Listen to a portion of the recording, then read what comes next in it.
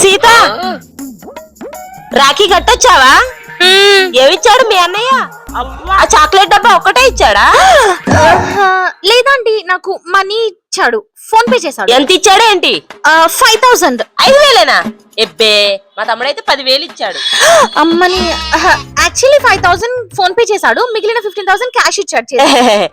నాది అంతే, 10,000 phone pay చేశాడు, 20,000 చేతికి ఇచ్చిండు. ఓ అనిపించాడా? యాక్చువల్లీ చైన్ ఉంది కదా, ఇది కూడా పెట్టాడు. ఓ నీకు చెప్పడం మర్చిపోయినా, ఇగో ఇవి 4 రోజుల ముందే ఆర్డర్ పెట్టిండు బుట్టలు. యాక్చువల్లీ ఏంటంటే ఈ ఫోన్ ఉంది కదా, ఇది నా కోసమే రాఖీ గిఫ్ట్ ఆర్డర్ పెట్టాడు. అండ్ యాక్చువల్లీ ఇంకో ప్లాటినం రింగ్ కూడా ఆర్డర్ పెట్టాడు, అది నెక్స్ట్ మంత్ వస్తుంది. హలో, నేను రా అక్కన మాట్లాడుతున్నా. నాకు అర్జెంట్ గా ప్లాటినం రింగ్ ఆర్డర్ పెట్టు.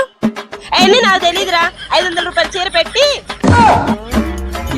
పంచాయతీ కూర్చున్నారా, 4 బంగారు గాజులు, 4 చైన్లు పెట్టకపోతే నువ్వెవరో నేనెవరో. హలో, నేను రా చెల్లిని మాట్లాడుతున్నా. ఫోన్ పే అర్జెంట్ 5 lakhs కొట్టు.